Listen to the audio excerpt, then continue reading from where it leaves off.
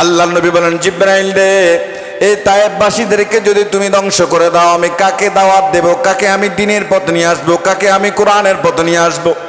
কাকে আমি বুঝাবো? মানুষগুলো আজকে বোঝে নাই, আগামীকাল বুঝবে, আগামীকাল বোঝে নাই, পরশু বুঝবে, পরশু বোঝে নাই, তার পরের দিন বুঝবে। আমাদের একটাই কাজ হলো মানুষগুলোকে দ্বীনের পথে ডাকা, ঠিক কিনা বলেন? মানুষকে দ্বীনের পথে ডাকা, দ্বীনের পথে ডাকতেই হবে, কোরআনের পথে। তারা আজকে বুঝে নাই, আপনাকে নিয়ে টিটকারি করতেছে, আগামী দিন বুঝবে, আগামী দিন বুঝবে না, তারপরের দিন বুঝবে। এই বলে কি আপনি দ্বীনের দাওয়াত থেকে বিরত থাকবেন নাকি? এই বলে দ্বীনের দাওয়াত বন্ধ করা যাবে না যে আমি তো মানুষের বাড়ি বাড়ি গিয়েছি কিন্তু তারা আমার কথা শুনে না, আর যাব না। আল্লাহ রসুলকে পাথর মেরেছে, রক্তাক্ত করে ফেলেছে, রক্তাক্ত করে ফেলেছে। কে কয়দিন ইসলামের দাওয়াত দিতে গিয়ে মার খেয়েছেন? কে কয়দিন ইসলামের দাওয়াত দিতে গিয়ে রক্ত জড়াইছেন? জান্নাত এত সহজ নয়। শুধু 5 ওয়াক্ত নামাজ পড়ে জান্নাতে চলে যাবেন, জান্নাত এত সহজ নয়। আল্লাহর নবী, সাহাবায়ে কেরাম দ্বীন কায়েমের জন্য, ইসলামী আন্দোলনের জন্য, আল্লাহর এই জমিন, আল্লাহর দ্বীনকে প্রতিষ্ঠা করার জন্য রক্ত দিয়েছেন, প্রয়োজনে জীবন পর্যন্ত বিলিয়ে দিয়েছেন এই জমিন ইসলামকে কায়েম করার জন্য, ঠিক কিনা? ইন্নাল্লাহা ওয়া মালাইকাতাহু ইউসাল্লুনা আলান নবী ইয়া أيها الذين آمنوا صلوا عليه وسلموا تسليما اللهم صل على مولانا محمد وعلى آل سيدنا محمد اللهم صل على سيدنا مولانا محمد وعلى آل سيدنا নবী গো তোমার ভালোবাসায়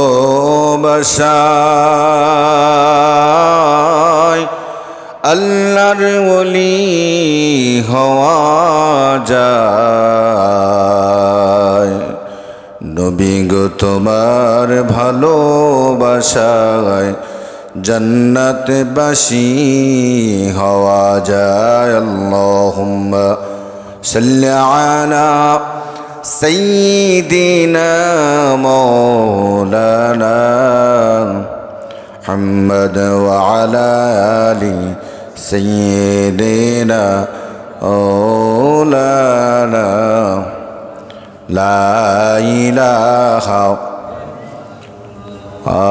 لا إله إلا الله لا إله إلا الله لا إله الله لا إله لا إله لا إله إلا الله محمد رسول الله صلى الله عليه وسلم الحمد لله আল্লাহর শুকর, আল্লাহ রাব্বুল আলামিন আমাদেরকে সপ্তাহের শ্রেষ্ঠ নামাজ পবিত্র জুমার সালাত আদায় করার জন্য আল্লাহর ঘর, পবিত্র জায়গা, এই পবিত্র স্থানে আল্লাহ তাআলা আমাদেরকে আসার বসার, কোরআন হাদিসের গুরুত্বপূর্ণ কিছু নসিহাত, কিছু কথা শোনার তৌফিক দান করেছেন। এজন্য আমরা আল্লাহর শুকরিয়া আদায় করি, সকলে পড়ি আলহামদুলিল্লাহ। অগণিত দুরূদ ও সালাম রাসূল আকরাম সাল্লাল্লাহু আলাইহি সাল্লামের উপর, যে রাসূল করিম সাল্লাল্লাহু আলাইহি সাল্লাম রজব মাসের 27 তারিখ দিবাগত রাত মেহরাজ গিয়েছিলেন এবং আমাদের জন্য পুরস্কার স্বরূপ নিয়ে এসেছিলেন কি? নামাজ। আল্লাহ তাআলা কবুল করুক, সকলে বলি আমিন। সম্মানিত মুসল্লিয়ান ইকরাম, যেহেতু রজব মাস আর এই মাসে আল্লাহ রাসূল সাল্লাল্লাহু আলাইহি সাল্লাম মেহরাজে গিয়েছেন, আমরা সেই মেহরাজ নিয়ে আলোচনা করব। আল্লাহ সুবহানাহু ওয়া তাআলা আমাদের আলোচনা আমাদের হেদায়েতের জন্য কবুল করুক, সকলে বলি আমিন। সম্মানিত উপস্থিতি মুসল্লিয়ান ইকরাম, মেরাজ, এই মেরাজকে কেন্দ্র করে আমরা অনেকেই রোজা রাখি, অনেকে রাতে ইবাদত করাই। আল্লাহ রসুল সাল্লাল্লাহু আলাইহি সাল্লাম কখনো সহিহ হাদিস দ্বারা প্রমাণিত নয় যে মেরাজকে কেন্দ্র করে রোজা রাখতে হবে, মেরাজকে কেন্দ্র করে রাতের বেলা ইবাদত করতে হবে, সহিহ সম্মত কোনো কথা নয়। কারণ আল্লাহ রসুল যেটাকে করেন নাই সেটাকে আমরাও করবো না। তবে হ্যাঁ, আপনি নফল রোজা রাখতে পারেন, অন্যদিন যেভাবে নফল রোজা রাখেন সেভাবে রাখতে পারেন। তবে মেরাজকে কেন্দ্র করে কোনো ইবাদত, কোনো রোজা রাখা যাবে না, কারণ রসুল রাখে নাই, রাখার জন্য বলেও নাই। রসুল্লাহ সাল্লাল্লাহু আলাইহি সাল্লাম দুনিয়ার থেকে যাওয়ার পরে 100 বছর পর্যন্ত রসুলের সাহাবীরা দুনিয়াতে ছিলেন। কোনো সাহাবী এই মত প্রকাশ করে নাই যে মেরাজ আসলে রাতভর ইবাদত করবেন আর দিনের বেলা রোজা রাখবেন, এটা কেউ বলে নাই। কিন্তু আজ বড় দুঃখের সাথে জানাচ্ছে, আমার দেশের কিছু মানুষ বলে হুজুর নামাজ কবে? সারা সপ্তাহ নামাজের সাথে দেখা নাই। আল্লাহর বান্দা বলে হুজুর নামাজ কবে? মানে আমার মনে হয় যেন সারা বছরের নামাজ ওই রাতেই শেষ করে ফেলবে। মানে সারা সপ্তাহ নামাজের সাথে দেখা নাই, জুমার সলাতে দেখা নাই, ওই নামাজ নিয়ে, ওই রাতের নামাজ নিয়ে বসে আছেন। আল্লাহ তাআলা হেদায়েত দান করুক, আমিন পড়ি। সম্মানিত উপস্থিতি, রাসূল করিম সাল্লাল্লাহু আলাইহি সাল্লামের এই মেরাজ, এটাকে নিয়েও মতভেদ রয়েছে। সেহেতু ওই সময় তারিখ লিখে রাখার কোনো পদ্ধতি ছিল না, কোনো সিস্টেম ছিল না। সেহেতু রাসূল কোন মাসে মেরাজ গিয়েছেন, কোন তারিখে মেরাজ গিয়েছেন, এটার কোনো সুনির্দিষ্ট কোনো তারিখ লিখিত নাই। কারণ কেউ বলেছেন রবিউল আউয়াল মাসে, আবার কেউ বলেছেন রজব মাসে। অধিকাংশ মুফাসসির মুহাক্কিক ফিকহবিদগণ বলেছেন যে রাসূল করিম সাল্লাল্লাহু আলাইহি সাল্লাম রজব মাসের 27 তারিখ, অর্থাৎ রজব মাসের 27 তারিখ দিবাগত রাত মেরাজ গিয়েছিলেন। আল্লাহ রসুল সাল্লাল্লাহু আলাইহি সাল্লাম এমন একটি সময় মেরাজ গিয়েছিলেন যে সময় রসুল তো দুনিয়াতে এমনিতেই এসেছেন বাবা ছাড়া, জন্মর আগেই বাবাকে হারিয়ে ফেলছেন। তারপরে 6 বছর বয়সে মাকেও হারিয়ে ফেলছেন, দাদাকেও হারিয়ে ফেলছেন। তারপরে যিনি খুব ছায়া দিয়ে রেখেছেন আবু তালিব চাচা, সেই শ্রদ্ধেয় চাচা দুনিয়ার জমিন থেকে বিদায় হয়ে গেলেন। দুনিয়াতে চাচা যতদিন বেঁচে ছিলেন, মক্কার কোনো কাফের আমার নবীর উপরে জুলুম করতে পারে নাই, আমার নবীর উপর আঙ্গুল দিয়ে কথা বলতে পারে নাই। কিন্তু যখন চাচা শ্রদ্ধেয় আবু তালিব বিদায় হয়ে গেলেন, এই মক্কার কাফেরেরা আমার নবীর উপর জুলুম, নির্যাতন, নিপীড়ন শুরু করে দিয়েছেন।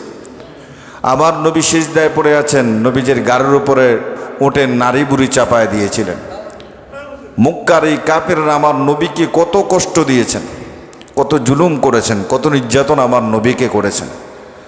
সেই চাচা যখন বিদায় হয়ে গেলেন, তার 3 মাস পরেই খাদিজাতুল কুবরা, রাসূল করিম সাল্লাল্লাহু আলাইহি সাল্লামের স্ত্রী, যে স্ত্রী দুনিয়াতে বেঁচে থাকতে রাসূল আর কোনো বিবাহ করেন নাই, সেই স্ত্রীও দুনিয়ার জমিন থেকে বিদায় হয়ে গেলেন। রাসূল একবারে অসহায় হয়ে পড়লেন, একবারে ভেঙে পড়লেন। রাসূল করিম সাল্লাল্লাহু আলাইহি সাল্লাম তিনি খাদিজা রাদিয়াল্লাহু তাআলা আনহুকে যখন বিবাহ করেছেন, আর খাদিজা রাদিয়াল্লাহু তাআলা আনহু যখন জানতে পেলেন যে তিনি সত্যই আল্লাহর পক্ষ থেকে একজন প্রেরিত নবী এবং রাসূল, মক্কার মধ্যে ধনাঢ্য মানুষের মধ্যে একজন ছিলেন খাদিজাতুল কুবরা রাদিয়াল্লাহু তাআলা আনহু। তিনি তার সব সম্পদ ইসলামের জন্য বিলীন করে দিয়েছেন। আল্লাহ রাসূল হেরা গুহায় ধ্যানমগ্ন থাকতেন, খাদিজা সেখানে রাসূল করিম সাল্লাল্লাহু আলাইহি সাল্লামের জন্য খাবার নিয়ে যেতেন। বিশাল পাহাড়, যারা গেছেন দেখেছেন। খাদিজাতুল কুবরা একদিন খাবার নিয়ে যাচ্ছেন, আল্লাহ তাআলা জিবরাইল আলাইহিস সালাতু ওয়াস সালামের মধ্যে জানায় দিলেন, জিবরাইল তুমি গিয়ে আমার রসুলকে জানায় দিও আমি আল্লাহ খাদিজারে সালাম দিয়েছি। সুবহানাল্লাহ পড়বেন না? কাকে সালাম দিয়েছে? কে দিয়েছেন? আল্লাহ। স্বয়ং আল্লাহ সালাম পাঠিয়েছেন। সুবহানাল্লাহ পড়বেন না? আপনি আমি সালাম পেয়েছি আল্লাহর। আল্লাহু আকবার। খাদিজা রাদিয়াল্লাহু তাআলা আনহু গেলেন, যাওয়ার পরে বললেন, খাদিজা রে, এত কষ্ট করে তুমি এখানে আসো, তুমি জানো তোমার জন্য আজকে একটা সুসংবাদ রয়েছে। বলে, ইয়া রাসূলুল্লাহ, কি সুসংবাদ? আল্লাহর নবী বললেন, খাদিজা রে, দ্বীনের জন্য, ইসলামের জন্য, আল্লাহর এই জমিনে আল্লাহর দ্বীন প্রতিষ্ঠা করার জন্য তুমি তোমার সম্পদগুলো আল্লাহর রাস্তায় বিলায় দিয়েছো। ও খাদিজা, তোমার খেদমতে আমার আল্লাহ খুশি, আর তোমার খেদমতে আল্লাহ খুশি হইয়া তোমার আল্লাহ সালাম দিয়েছেন। খাদিজা চোখের পানি ছেড়ে দিয়েছেন। ইয়া রাসূলুল্লাহ, আল্লাহ আমারে সালাম দিয়েছেন, আল্লাহর সালামের জবাব কেমনে লই সেটা তো আমি জানি না। ইয়া রাসূলুল্লাহ, আপনি আমার পক্ষ থেকে আল্লাহর সালামের জবাবটা দিয়ে দেন। সুবহানাল্লাহ বলুন। আল্লাহ রাসূল সাল্লাল্লাহু আলাইহি সাল্লাম তার সহধর্মণী খাদিজারও হারায় ফেলছেন, বড় এতিম হয়ে গেছে, বড় অসহায় হয়ে পড়েছেন। তিনি যখন আয়েশা রাদিয়াল্লাহু তাআলা আনহুকে বিবাহ করলেন, আয়েশা রাদিয়াল্লাহু তাআলা আনহু বললেন, ইয়া রাসূলুল্লাহ, উহুদের জমিনের চাইতে আর বেশি কষ্ট আপনার সামনে এসেছিল বলে আয়েশা রে, তোমার গোত্র, তোমার কওম, তোমার জাতির কাছ থেকে আমি তো কষ্ট পেয়েছি। আমি যখন আকাবার দিন ইবনে আব্দে ইয়ালিলের কাছে ইসলামের দাওয়াত নিয়ে গিয়েছিলাম, আমি তার কাছে বলেছিলাম, কিন্তু তার থেকে আমি উত্তর পাই নাই, কোনো সাড়া শব্দ পাই নাই। মনটা খারাপ নিয়ে আমি যখন আসলাম, বিষণ্ণ খারাপ মন নিয়ে আমি যখন সামনের দিকে অগ্রসর হলাম, আমি দেখলাম এক টুকরো মেঘের ছায়া আমাকে ছায়া দিয়ে দিয়ে নিয়ে যাচ্ছেন। আল্লাহু আকবার বলেন। এক টুকরো মেঘের ছায়া আমাকে আশ্রয় দিয়ে নিয়ে যাচ্ছেন। হঠাৎ জিবরাইল এসে বললেন, ইয়া রাসূলুল্লাহ, মন খারাপ করবেন না, যারা আপনার দাওয়াত গ্রহণ করে নাই। আপনি যদি চান, আপনার মাথার উপরে তাকায় দেখেন, বরফের পাহাড়ের ফেরেশতা এসেছেন। সুবহানাল্লাহ বলেন না। বরফের পাহাড়ের ফেরেশতারা এসেছেন। যদি আপনি একবার অনুমতি দেন, এই জাতিকে আল্লাহ রাব্বুল আলামিন ধ্বংস করে দিবে। আল্লাহ রাসূল বলেন, জিবরাইল রে, যে কথা জিবরাইলকে এখানে বলেছেন, আবার তায়েফের জমিনও বলেছিলেন, জিবরাইল রে, আমি যদি এখন বলি তাদেরকে তুমি ধ্বংস করে দাও, আর এই বরফের পাহাড়ের ফেরেশতা যদি বরফের পাহাড় দিয়ে চেপে তাদেরকে ধ্বংস করে দেয়, তাহলে আমি কাদের কাছে হেদায়েতের বাণী নিয়ে যাব? তুমি তাদেরকে ধ্বংস করো না, বরং তাদের গোষ্ঠী থেকে, বরং তাদের গোত্র থেকে এমন সন্তান দুনিয়ায় আসবে যারা আল্লাহর জমিনে দিন কায়েমের জন্য আল্লাহর পথে তারা শহীদ হয়ে যাবে। সুবহানাল্লাহ বলেন। এভাবে আল্লাহর নবী যখন চাচা আবু তালেব চলে গেলেন, খাদিজা রাদিয়াল্লাহু তাআলা আনহু চলে গেলেন, মক্কার এই কাফেররা আমার নবীকে সব দিক দিয়া নির্যাতন শুরু করলো, নিপীড়ন শুরু করলো। আল্লাহর নবী চিন্তা করলেন, মক্কাবাসীকে তো আর দিনের দাওয়াত দেওয়া যাবে না। আল্লাহর নবী চিন্তা করলেন, কাকে দিয়ে দাওয়াত দেওয়া যায়, কোন গোত্র থেকে, কোন গোষ্ঠী থেকে দাওয়াতের মিশন এবং মিশন চালু করা যায়।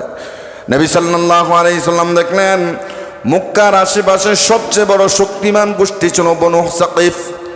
বনু সাকিফ তারা তায়েফের ময়দানে বসবাস করত, তায়েফের জমিনে। আল্লাহর নবী চিন্তা করলেন যে বনু সাকিফ গোত্রের লোকদেরকে দিনের দাওয়াত দিবেন। চললেন তায়েফের ময়দানকে, তায়েফের ময়দানের পথে চললেন। সঙ্গে নিলেন যায়েদ ইবনে হারেসা রাদিয়াল্লাহু তাআলা আনহুকে। যায়েদ ইবনে হারেসা রাদিয়াল্লাহু তাআলা আনহুকে নিয়ে তায়েফের ময়দানে ছুটলেন। তায়েফের ময়দানে গিয়ে সেখানে তায়েফের ময়দানে যারা বসবাস করত তাদের লিডার ছিল ইবনে আব্দে ইয়ালিল, তাদের লিডার ছিল মাসউদ ও হাবিব। তারা তিনজন ছিলেন ভাই। আবার তারা ছিলেন আমর ইবনে উমাইর ইবনে আউফের পুত্র। আমর ইবনে উমাইর ইবনে আউফের পুত্র ছিলেন ইবনে আব্দে ইয়ালিল। তারপরে মাসউদ ও হাবিব, এই তিনজন ছিলেন তাদের পুত্র। তার পুত্র আল্লাহ নবী সাল্লাল্লাহু আলাইহি সাল্লাম প্রথমে ইবনে আব্দে ইয়ালিলের কাছে গেলেন, গিয়ে বললেন, দেখো আমি আল্লাহর পক্ষ থেকে প্রেরিত রাসূল, আমি আল্লাহর পক্ষ থেকে প্রেরিত নবী, আমি সত্য দিন নিয়ে এসেছি। এই আল্লাহর জমিনে দিন প্রতিষ্ঠা করার জন্য আল্লাহ রাব্বুল আলামিন আমাকে পাঠায় দিয়েছে। দিন ইসলাম তোমরা গ্রহণ করে নাও। ইবনে আব্দে ইয়ালিল আমার নবীর মুখের উপরে কথা বলে দিলেন, বললেন, তোমাকে যদি আল্লাহ সত্য নবী বানায় পাঠায় দেয়, তাহলে শুনে নাও, আমি কাবার গিলাফের অমর্যাদা করব। নাউজুবিল্লাহ বলেন। তোমাকে যদি আল্লাহ সত্য নবী বানায় পাঠায়, তাহলে আমি কাবার গিলাফের অমর্যাদা করব। কত বড় কথা। আল্লাহ নবী তার কাছে জায়গা পেলেন না, ঠাঁই পেলেন না, চলে গেলেন মাসউদের কাছে। গিয়ে বললেন, দেখো আল্লাহ রাব্বুল আলামিন আমাকে নবী বানায় পাঠায়েছেন, রাসূল বানায় পাঠায়েছেন, কারণ মানুষগুলো অন্ধকারের পথে ডুবে আছেন, আমি তাদেরকে আলোর পথে নিয়ে আসার জন্য আল্লাহ তাআলা আমাকে পাঠায়েছেন। সুতরাং আল্লাহ তাআলা আমার উপর কোরআন নাযিল করছেন। সে আল্লাহ নবীর মুখের উপরে কথা বলল। আল্লাহ বুঝি মক্কা এবং তায়েফের ময়দানে ভালো কোনো লোক ফেল না নবুয়ত দেওয়ার জন্য। নাউজুবিল্লাহ বললেন না? আল্লাহ তাআলা তোমাকেই দেখেছেন, মক্কা এবং তায়েফের এই দুই গোষ্ঠীর মধ্যে কোনো একটা ভালো লোক পেল না, তোমাকেই পেলেন। আর তোমার উপরেই কোরআন নাজিল করতে হলো, তোমার উপরেই কোরআন নাজিল করতে হলো। কোরআনের ভাষা আল্লাহ বলেন, ওয়ালাকাদ হাদাল কুরআনু আলা রাজুলিম মিনাল ক্বরয়াতাইনি আযীম। আল্লাহ তাআলা কি দুই বংশের কোনো ভালো মানুষের উপরে কি কোরআনটাকে নাজিল করতে পারলো না? শুধু তোমার উপরে কোরআনটাকে নাজিল করলো। তুমি তো একজন মিথ্যাবাদী, নাউজুবিল্লাহ বলেন। তুমি একজন মিথ্যাবাদী। আমার নবীর উপরে কথা বলে দিলেন। আল্লাহ নবী সাল্লাল্লাহু আলাইহি সাল্লাম চলে গেলেন এবার হাবিবের কাছে, গিয়ে বললেন, দেখো আল্লাহর পক্ষ থেকে আমি নবী, আল্লাহ রাব্বুল আলামিন আমাকে পাঠাইছে তোমাদেরকে সত্য দিনের কথা বলার জন্য, কোরআনের কথা বলার জন্য, ইসলামের কথা বলার জন্য, জান্নাতের কথা বলার জন্য। আমি আল্লাহর পক্ষ থেকে প্রেরিত একজন নবী। তিনি বললেন, আমি তোমার সাথে কোনো কথা বলবো না। যদি তুমি সত্য নবী হয়ে থাকো, তোমার সাথে কথা বললে আমার বিপদ। আর যদি তুমি মিথ্যা নবী হয়ে থাকো, তাহলে তোমার সাথে তো কোনো কথাই বলা যাবে না। নাউজুবিল্লাহ বলবেন না? আল্লাহর নবী দেখলেন তিনজনের একজনও নবীর কথা বিশ্বাস করলেন না। এবার আল্লাহর নবী চিন্তা করলেন, আমি যাদেরকে যে দাওয়াত দিলাম, এই দাওয়াতের কথা যদি মক্কার কুরাইশ বংশের লোকদেরকে জানায় দেয়, তারা সেখানে অবস্থানরত মুসলমানদের উপর নির্যাতন চালাবে। আল্লাহ রাসূল বললেন, আমি তোমাদেরকে যে কথাগুলো বলেছি এগুলো মক্কায় বলো না। তারা বুঝলো না আমার নবীর কথা, তারা মক্কায় বলে দিল। সেখানকার স্থানীয় মুসলমানদের উপর নির্যাতন চলল। এই লোকগুলো আমার নবীর পিছনে তাদের গোলামদেরকে লেলিয়ে দিলেন, তায়েফের ময়দানের যুবকদেরকে ললিয়ে দিলেন। পাগল বলে, উন্মাদ বলে, কবি বলে, গণক বলে। আর আল্লাহর নবীর পিছনে এই গোলামগুলো, মানুষগুলো যায় আর নবীকে পাগল বলে, পিছন থেকে আমার নবীকে পাথর মেরে, পিছন থেকে আমার নবীকে পাথর মেরে পাগল বলে, গণক বলে, কবি বলে, জাদুকর বলে। আল্লাহ নবী সাল্লাল্লাহু আলাইহি সাল্লামকে পাথর মেরে মেরে ক্ষতবিক্ষত করে দিয়েছেন। সারা শরীর থেকে রক্ত, জামা মোবারক রক্তে লাল হয়ে গেছে। ও মুসলমান, দিন এমনি এমনি প্রতিষ্ঠা হয় নাই। যায়েদ ইবনে হারেসা রাদিয়াল্লাহু তাআলা আনহু, তিনারও একই অবস্থা। পিছন দিক দিয়ে মাথা পেটে ফিঙ্কি দিয়ে রক্ত প্রবাহিত হয়েছে, পুরো শরীর রক্তে লাল হয়ে গেছে। আমরা তো মায়ের পেট থেকে দুনিয়াতে এসে ইসলাম পেয়ে গেছি, দিন পেয়ে গেছি। আমার নবী কত কষ্ট করেছে এই দিনের জন্য, ইসলামের জন্য, আল্লাহর এই জমিনের দিনকে প্রতিষ্ঠা করার জন্য কত কষ্ট আমার নবী করেছেন। নিজের শরীরের রক্ত পর্যন্ত দিয়েছেন, খেয়ে না খেয়ে ইসলামের দাওয়াত দিয়েছেন। মানুষের ঘরে দাঁড়ে দাঁড়ে গিয়ে ইসলামের কথাগুলো বলেছেন। কিছু মানুষ আমার নবীকে দূর দূর করে তাড়ায় দিয়েছেন। আর আল্লাহ যাদের উপর রহম করেছেন, তারা ইসলাম ধর্ম গ্রহণ করে ইসলামের সুশীতল ছায়ার ভিতরে এসেছেন। এত কষ্ট পাওয়ার পরও, এত নির্যাতন নিপীড়ন পাওয়ার পরও আমার নবী তাদেরকে বদদুয়া দেয় নাই। আমার নবী তাদেরকে বদদুয়া দেয় নাই।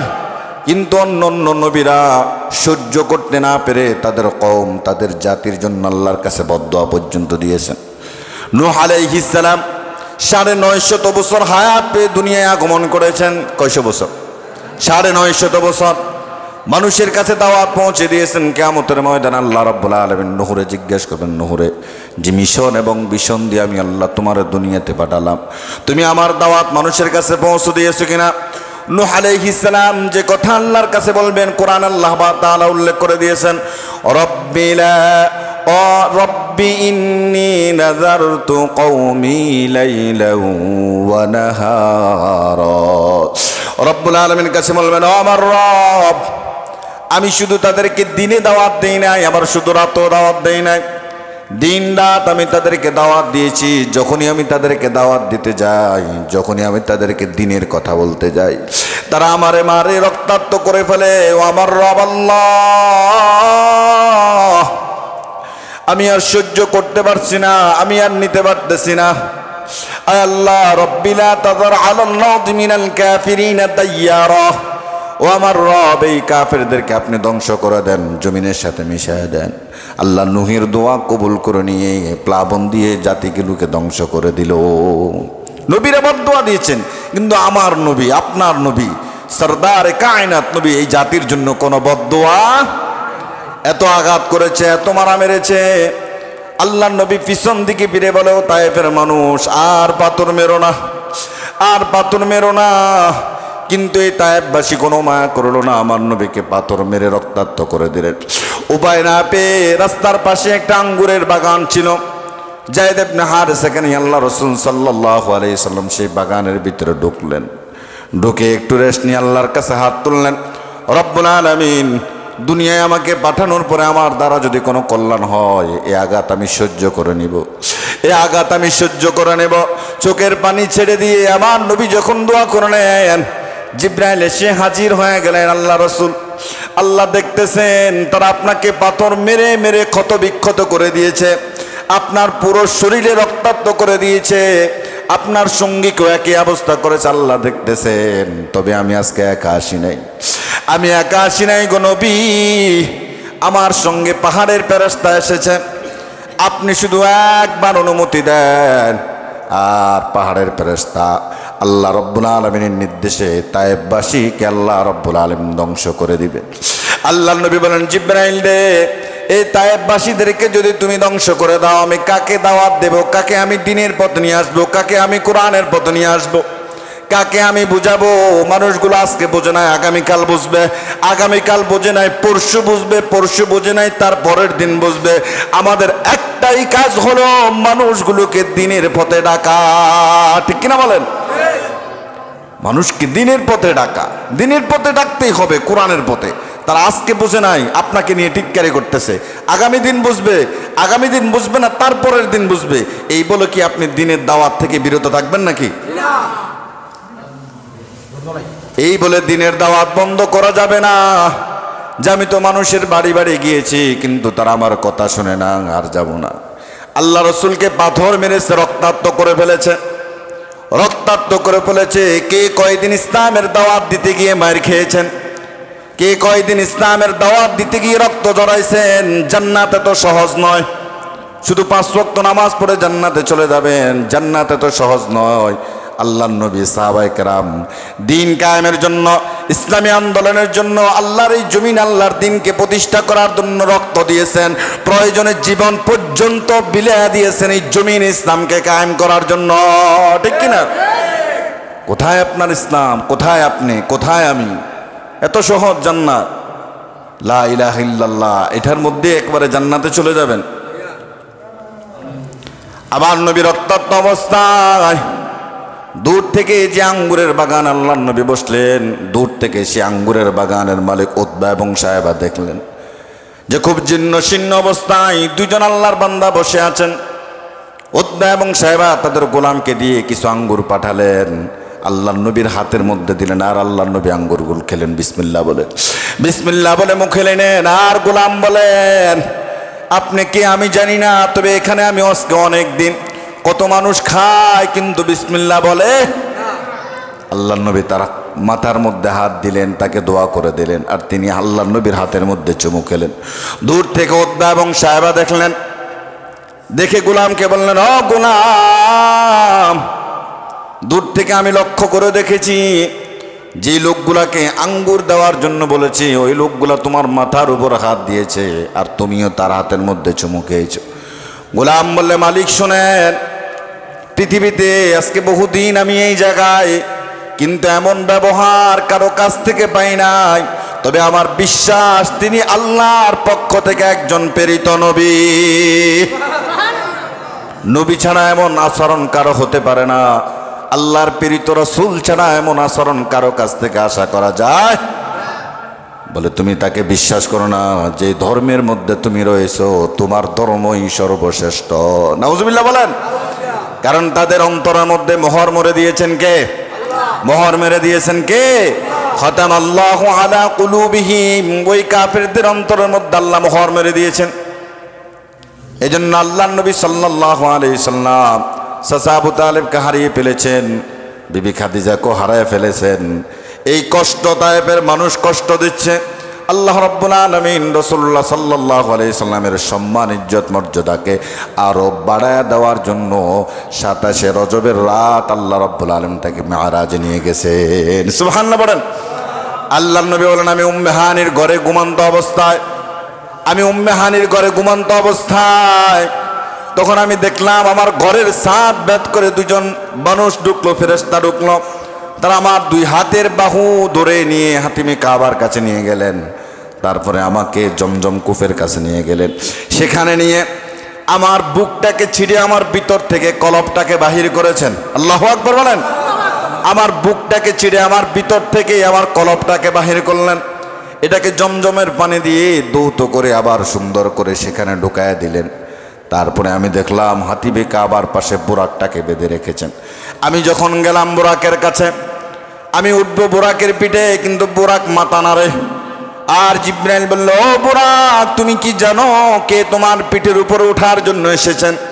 তিনি হলেন কুল কায়নাতের নবী, সমস্ত নবীদের নবী, সমস্ত নবীদের সরদার, সাইয়্যিদুল মুরসালিন, খাতামান নবিয়্যিন, মুহাম্মদুর রাসূলুল্লাহ সাল্লাল্লাহু। এই কথা বলার সঙ্গে সঙ্গে বুরাক আবার মাথাটা নোয়া দিলেন, পিঠটা একটু ঢালু করে দিলেন। আল্লাহ নবী উঠবেন, আবার চোখের পানি। জিবরাইল বললেন, ইয়া রাসূলুল্লাহ, আজকে তো আপনার জন্য খুব আনন্দের দিন, কারণ আপনি আপনার রবের সান্নিধ্যে যাবেন, রবের সাথে সাক্ষাৎ করার জন্য যাবেন। ইয়া রাসূলুল্লাহ, কেন আপনি কাঁদেন? আপনার চোখে কেন পানি? আল্লাহ রাসূল বললেন, জিবরাইল রে, আমার আজকে বড় খুশির দিন, বড় আনন্দের দিন। আমি আমার রবের সাক্ষাতে যাব, কিন্তু আমি তো আমার গুনাহগার উম্মতদেরকে দুনিয়ায় রেখে যাচ্ছি। আমার গুনাহগার উম্মতের কোন হালাত হবে জিবরাইল তুমি জানায় দাও। আল্লাহ তাআলা যদি আমার গুনাহগার উম্মতদেরকে মাফ করে দেয়, তাহলে আমি সাওয়ারের মধ্যে উঠব। সুবহানাল্লাহ। আল্লাহ রাব্বুল আলামিন জিবরাইল আলাইহিস সালাতু ওয়াস সালামের মধ্যে খবর পাঠায় দিলেন, নবী গো, যে গুনাহগার উম্মতদেরকে আপনি রেখে যাচ্ছেন, তারা যদি আপনার অনুসরণ করে, অনুকরণ করে, আমি আল্লাহর হুকুম আহকামগুলো মানে, আদেশ নিষেধ মেনে চলে, এই জমিনে কোরআনের পথে, দ্বীনের পথে থাকে, আমি আল্লাহ তাদেরকে মাফ করে দেব। বলেছেন কে? আল্লাহর নবী সাওয়ারের মধ্যে উঠবেন, এমন সময় একটা সুগন্ধি পেলেন। জিবরাইল আলাইহিস সালাতু ওয়াস সালামকে বললেন, জিবরাইল রে, আমি একটা সুগন্ধি পাচ্ছি, একটা ঘ্রাণ পাচ্ছি, তুমি সেই সুগন্ধি পাচ্ছ? জিবরাইল আলাইহিস সালাতু ওয়াস সালাম বলেন, ইয়া রাসূলুল্লাহ, অবশ্যই সুগন্ধি পাচ্ছি। বলে, এটা কিসের সুগন্ধি? বলে, ইয়া রাসূলুল্লাহ, এটা হলো ফেরাউন তো নয়, ক্যাশ বিন্যাসকারী এবং তাদের তিন পুত্র আর সুগন্ধি আপনি পাচ্ছেন। বলে, ঘটনাটা খুলে বলো। বলে, ইয়া রাসূলুল্লাহ, ফেরাউনের মেয়ে, ফেরাউনের কন্যার ক্যাশ বিন্যাসকারী, অর্থাৎ চুল আস্তে দেওয়াকারী, তিনি একদিন চুল আস্তে দিচ্ছেন, চুলগুলো ভাঁজ করে দিচ্ছেন, এমন সময় হাত থেকে চিরুনটা নিচে পড়ে গেল। আল্লাহর বান্দি চিরুনটা যখন নিলেন, আল্লাহু আকবার বলে চিরুনটা নিলেন। আর ফেরাউনের মেয়ে বলল, ব্যাপার কি? তুমি কি আমার বাবাকে আল্লাহ বললা না অন্য কাউকে? বলো, তোমার বাবারও রব যিনি, আমারও রব। কথা বলেন, তোমার বাবার রব যিনি, আমারও রব তিনি কে? বলে, তিনি হলেন আমার আল্লাহ। তোমার বাবার রব যিনি, আমার রব তিনি। বলে, আমি কি তাহলে বাবার কাছে বলবো? বলে দাও, আমার কোনো দুঃখ নাই, কোনো আফসোস নাই, তুমি বললে বলে দাও। ফেরাউনের কাছে গিয়ে বললেন, বাবা তুমি কি জানো, আমার ক্যাশ বিন্যাসকারিণী তোমাকে রব মানে না, তার রব নাকি আল্লাহ। ফেরাউনটাকে ডাকলেন, কি ব্যাপার ক্যাশ বিন্যাসকারী, কি ব্যাপার? তুমি নাকি আমাকে রব মানো না, আমাকে নাকি খোদা মানো না, আমার নাকি আল্লাহ মানো না?